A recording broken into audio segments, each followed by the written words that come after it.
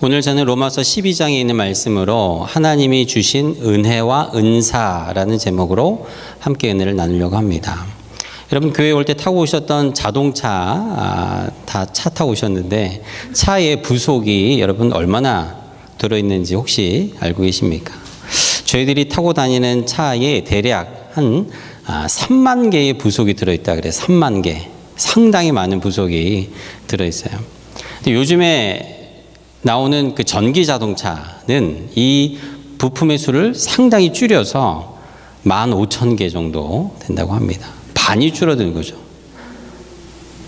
우주로 날아가는 우주선의 부품은 32만 개. 그러니까 자동차 전기 자동차로 따지면 한 30대가 그 기술이 집약돼야만 하나의 자동차도 우주선도 움직이는 거예요. 그런데 참 이 3만 개 중에서 하나의 부품이라도 문제가 생기면 시동이 걸리지 않고 움직이지 않을 때가 있죠. 이 센서 같은 게 고장이 나면 시동도 걸리지 않고 움직일 수가 없습니다. 전기 자동차도요.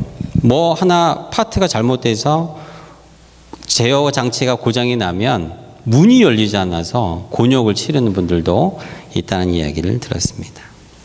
사람이 만든 이 기계도 이렇게 복잡하고 많은 것들이 하나의 이 기계를 만들어냈는데 이 신체, 우리 몸은 어떻습니까?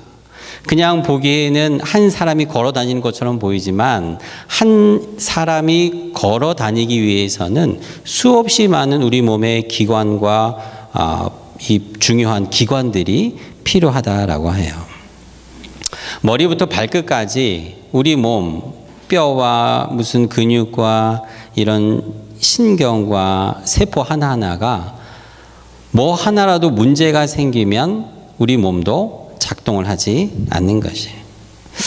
어떤 분들은 이 사람의 이 엉치에 있는 꼬리뼈, 이 꼬리뼈는 인간이 진화하면서 사실은 없어졌기 때문에 필요 없는 거다. 이렇게 얘기하는 분들도 계세요. 근데 의학적으로 확인을 해보니까 여러분 엉치에 있는 이 꼬리뼈가 퇴화해서 짧아져서 꼬리뼈가 된 게 아니라 이 꼬리뼈의 기능이 상당히 중요하다 그래요. 척추에 있는 근육과 힘줄, 신경이 맨 마지막에 이 꼬리뼈에 다 붙어 있다 그래요. 그래서 이 꼬리뼈가 잘못되면은 균형을 잘 잡지 못하고 안정감을 잃어버리게 된다 그래요. 배 앞에 있는 우리 장기들도 이 근육이 붙들고 있는데요. 그 근육이 출발하고 끝나는 지점이 바로 이 꼬리뼈라고 합니다. 보이지 않는다고 또 무슨 진화해서 퇴화한다라고 무시해서는 절대 안 된다라는 거죠. 어느 것 하나라도 보이지 않아도 아무리 작아도 기계건 사람이건 하나님께서 다 필요하시기 때문에 우리 몸에도 만들어 주신 거다라는 겁니다. 소홀히 대할 수 있는 게 하나도 없다라는 거예요. 그래서 고루고루 다 튼튼해야 합니다. 자동차도 우리의 몸도 골고루 다 튼튼하고 소중히 여겨야 해요. 제가 군대에 있을 때 차를 관리하는 운전병들이 아침마다 일어나서 외치는 구호가 있어요. 그 구호가 뭐냐면 닦고 조이고 기름치자. 차를 닦고 그 다음에 조이고 기름을 치자라는 거예요. 아무리 오래된 차도 아무리 연세가 많아서 이제는 몸의 신체 기능이 많이 떨어졌다 그래도 잘 관리하고 잘 붙들면 최대한 그것을 사용할 수 있다라는 거죠. 하나님께서 우리에게 주신 교회도 이와 같은 원리입니다. 다양한 사람들이 모여있는 이 자리에 이곳에서 우리는 한 부분의 지체와 같은 모습으로 모여 있습니다. 우리는 각자 연령도 다르고 성별도 다르고 우리의 삶의 배경과 문화도 다 다르지만 하나님께서 우리를 하나의 교회로 하모니로 공동체로 이루어 살게 하셨다라는 겁니다. 어떤 사람은 목사로, 어떤 사람은 성가대 대장으로, 어떤 사람은 중보 기도하는 자로, 각자 교회에서 필요한 부분에 헌신하고 수고하도록 만들어 주신 것이에요. 오늘 우리가 나누려고 하는 은사, 이것이 바로 각자 맡은 부분에서 역할을 감당하는 이것을 우리는 은사를 발휘한다라고 이야기합니다. 교회에서 은혜 받았다라는 말은 우리는 많이 듣습니다. 그런데 은사라는 말은 사실 많이 언급하지 않아요. 어떤 성도님들은 은혜와 은사가 같은 것이 아닌가 착각하기도 하지요. 하지만 은혜와 은사는 다른 것입니다. 오늘 우리가 읽은 본문의 말씀에 바울은 로마 성도들을 향해서 이렇게 이야기합니다. 6절 말씀이에요. 우리에게 주신 은혜대로 받은 은사가 각각 다르니. 바울은 은혜와 은사가 구분된다라고 말씀하세요. 영어 성경에는 은혜가 grace라고 표현되어 있고 은사는 gift라고 표현되어 있습니다. 헬라어 원어 성경에도요. 은혜는 카리스, 그러나 은사는 카리스마라고 달리 표현되어 있어요. 무슨 차이일까요?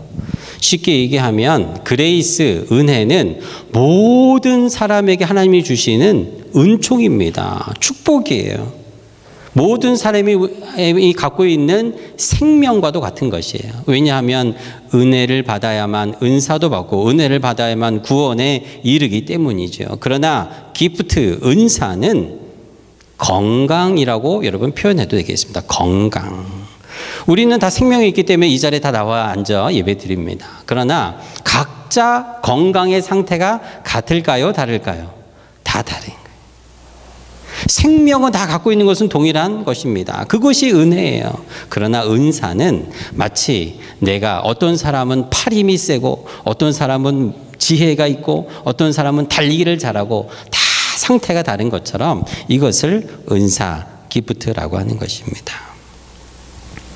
그래서 오늘 바울은 하나님이 주시는 은혜대로 받은 은사가 각각 다르다라고 오늘 말씀하고 있는 거예요. 은혜는 구원받은 성도들 모두에게 부어주시는 반면에 은사는 은혜에 따라서 다르다라는 것이에요. 역할이 다릅니다. 크기가 다를 수도 있지요. 그래서 선물, 기프트라고 표현하는 거예요. 어떤 성도님은 섬기는 은사를 받았어요. 그래서 누가 오기만 하면 잘 섬기는 그런 분이 계십니다. 어떤 분들은 이 권사님에게 손에 음식을 잘하는 은사를 주셨어요. 그래서 만지는 것마다 음식이 아주 맛있는 거예요. 어떤 음식을 잘 못하시는 분들은 아주 자처럼 재서 설탕 2스푼, 소금 1스푼, 간장 한 큰술 넣지만 음식을 잘하는 은사를 받은 분은 손으로 툭 집어서 탁 넣는데 맛이 계량하신 분들보다 더 맛있는 경우가 있습니까? 없습니까? 많습니다. 왜냐하면 그분은 음식을 잘 만드는 은사를 하나님에게 받았기 때문이에요. 음악을 잘하시는 분들은 음악을 들으면 그냥 그것을 피아노로 치시는 분들이 계세요. 음악적인 달란트를 받으신 거죠.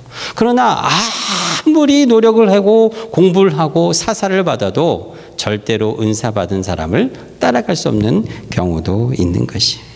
그러면 하나님께서 주신 이 은사 자랑하라고 남들보다 뛰어나니까 뽐내라고 주신 것일까요? 그렇지가 않습니다.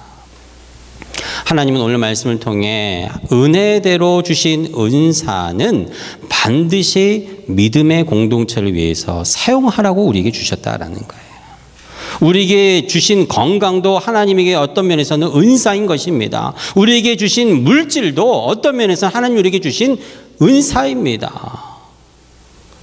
나에게 주신 남들에게 없는 이러한 은사들은 하나님이 나를 위해서 쓰라고 주신 것이 아니라 믿음의 공동체를 위해 사용하라 우리에게 말씀하고 있는 것이에요.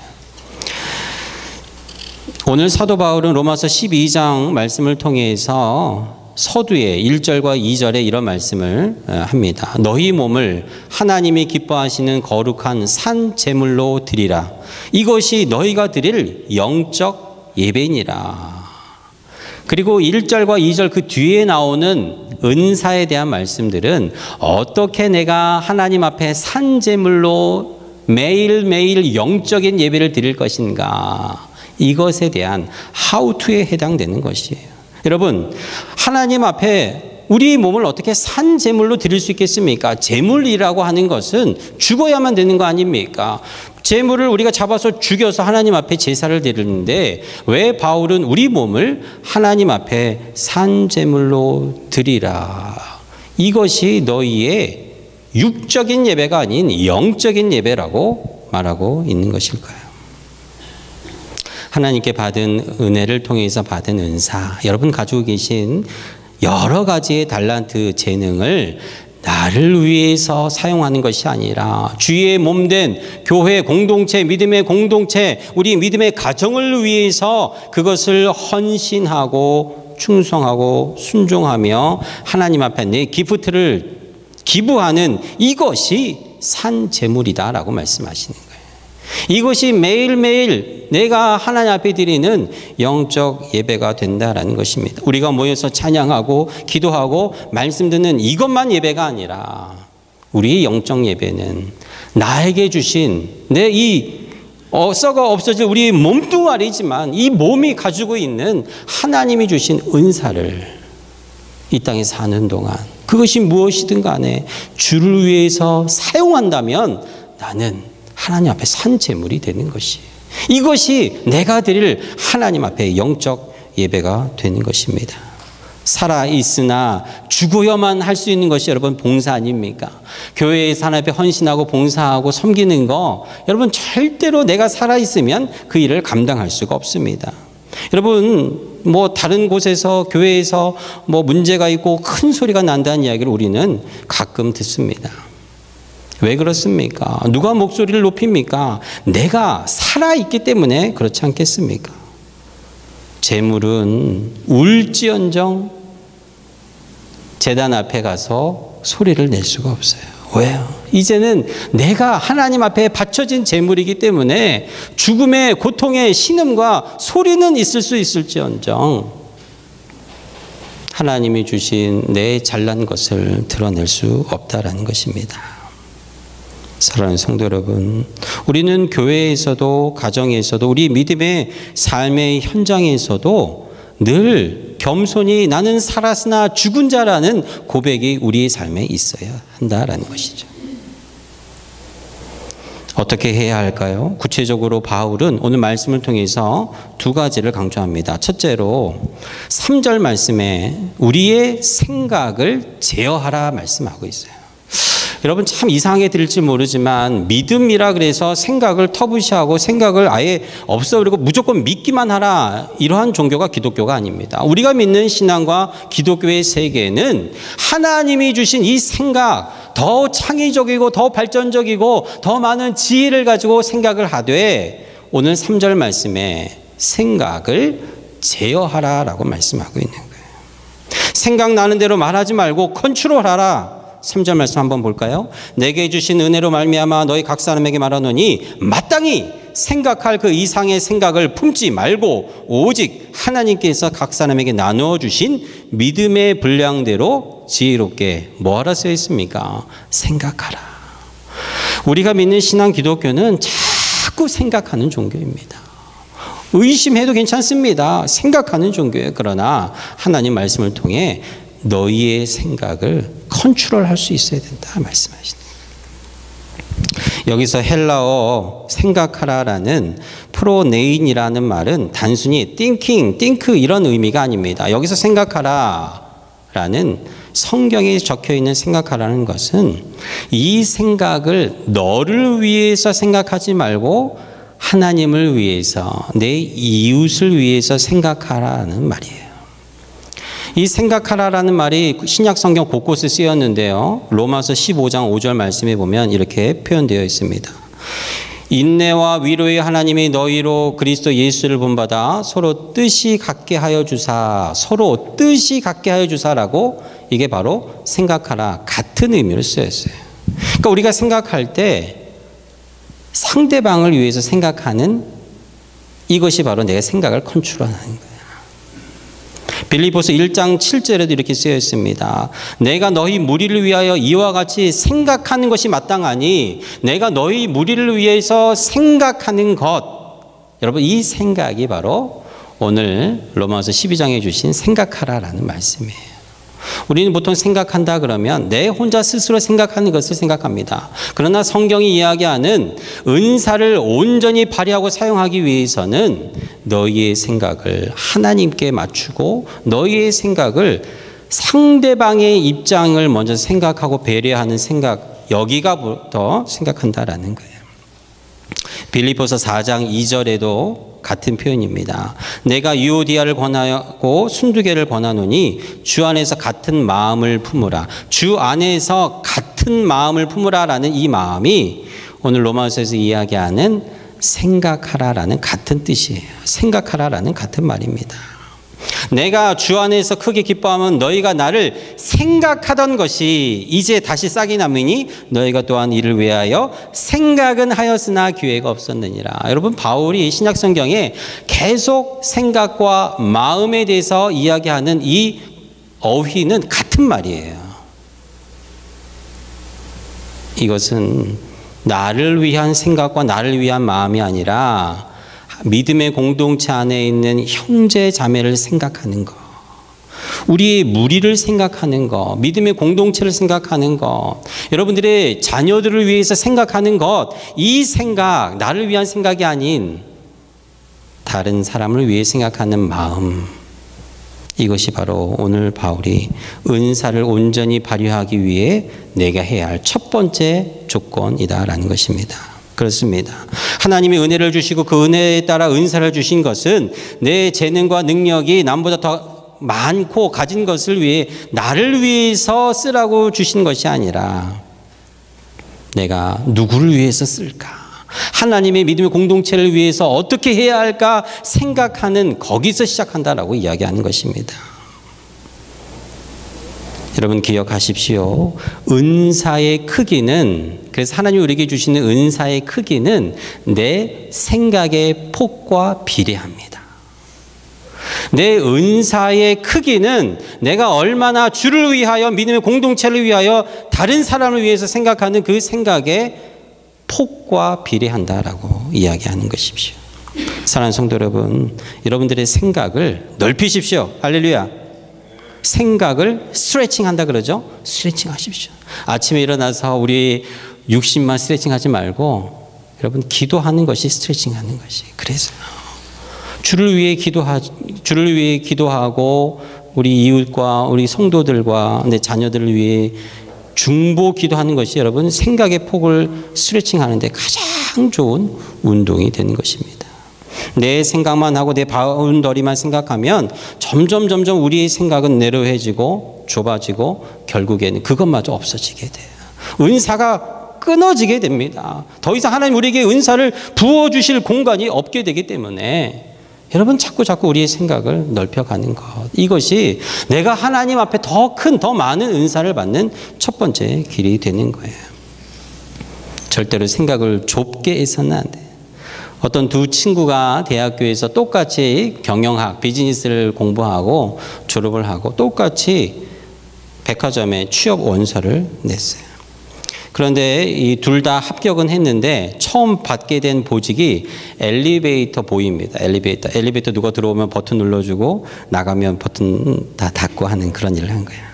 그래서 한 친구는 내가 이렇게 4년 동안 열심히 공부하고 비즈니스를 전공했는데 엘리베이터 보이나 하려고 이 일을 했는가. 당장 회사를 그만뒀어요.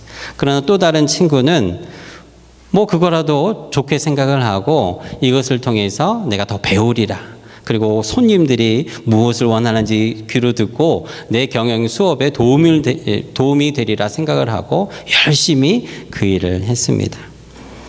점점 엘리베이터 보이를 하다가 이제는 구매의 심리를 깨달은 이 사람이 좋은 이야기를 하면서 좋은 직책을 받게 되고 점점 승진하고 나중에는 부서의 책임자가 되고 최고 경영자가 되었는데 이 사람이 바로 백화점 왕 페니에 대한 이야기예요. 실화입니다. 이 사람이 이렇게 얘기합니다. 생각의 폭을 넓혀라. 생각의 폭을 넓혀라. 여러분, 우리는 지금까지 살아오면서 내 생각이 맞다라고 생각을 하는 경우가 있어요. 이 생각이 옳다, 좋다, 좋은 아이디어다. 그러나 여러분 하나님 보실 때 이 생각이 얼마나 어리석은 생각일 때가 많이 있겠습니까? 하나님이 아니라도 누가 봐서 그 얘기를 할 때 그것에 조언해 준 사람의 이야기를 들으면 아, 내가 하나는 알고 둘은 몰랐구나 이렇게 생각할 때가 얼마나 많이 있어요. 그러니까 여러분 하나님 앞에 기도할 때 주님 제 생각을 넓혀 주십시오. 그래서 여행을 많이 하면 많고 다른 것을 보기 때문에 점점 이 생각의 폭이 넓어지는 좋은 점이 있습니다. 여행을 많이 하면. 그러나 가장 좋은 것은 하나님이 우리의 생각을 넓혀 주시는 거예요. 하나님이 내 생각을 스트레칭 해 주는 것입니다. 그러려면 겸손히 주님 앞에 무릎 꿇고 기도해야 하는 것이죠. 이것이 두 번째 은사를 베풀고 기도하는 손이 되어야 하는 것입니다. 오늘 우리가 읽었던 마지막 말씀에 나오죠. 12절에 소망 중에 즐거워하며 환난 중에 참으며 기도에 항상 힘쓰며 성도들의 쓸 것을 공급하며 손 대접하기를 힘쓰라. 여러분 우리가 생각의 폭을 넓히고 하나님이 주신 은혜를 더 많이 누리고 사용하기 위해서는 겸손해야 합니다. 그리고 우리의 손이 기도하는 손이 되고 다른 사람 대접하기를 잘하는 그러한 손이 될 때 하나님은 우리의 생각의 폭을 넓혀주실 뿐만 아니라 은사를 부어주시겠다고 약속하시는 거예요. 하나님이 주신 은혜 받은 대로 은사로 우리는 교회에서 봉사합니다. 베풀고 또 섬기죠. 그런데 여러분 교회에서 봉사하시고 지금까지 일을 해오시면서 어떻습니까?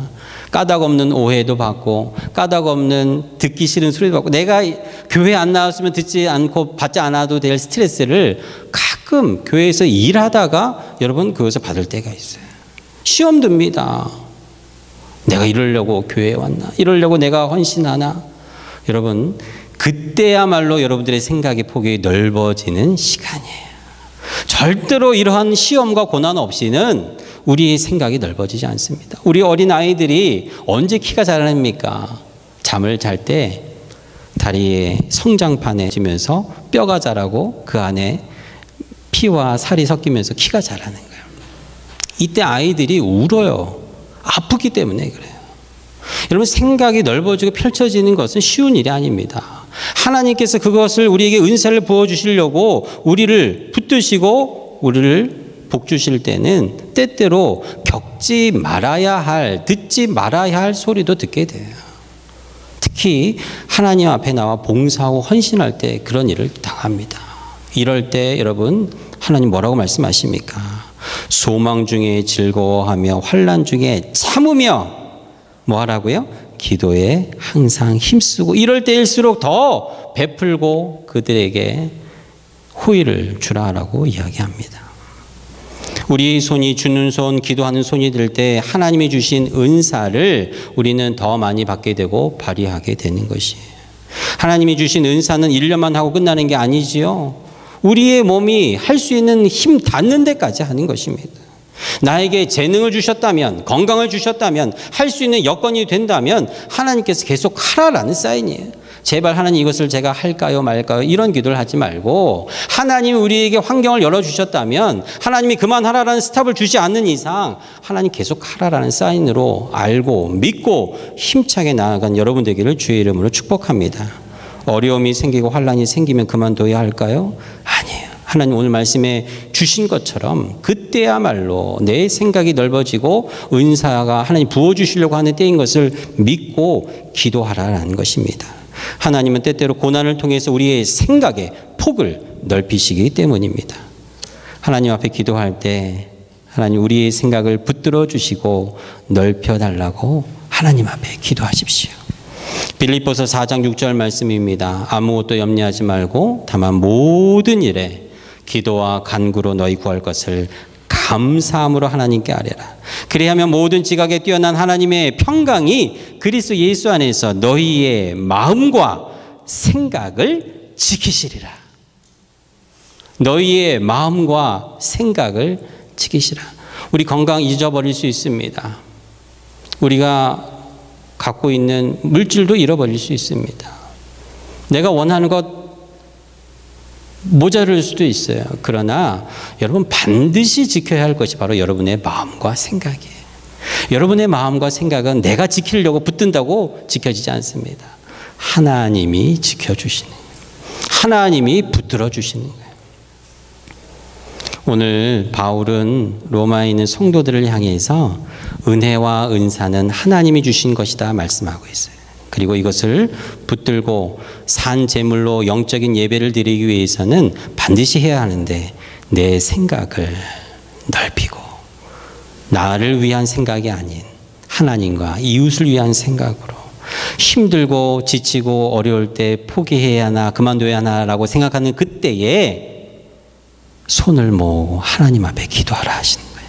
그리고 믿고 주님 주시는 것을 믿고 더 대접하고 더 섬기고 더 사랑하며 나갈 때 하나님이 반드시 우리의 마음과 생각을 지켜주시겠다고 약속하십니다.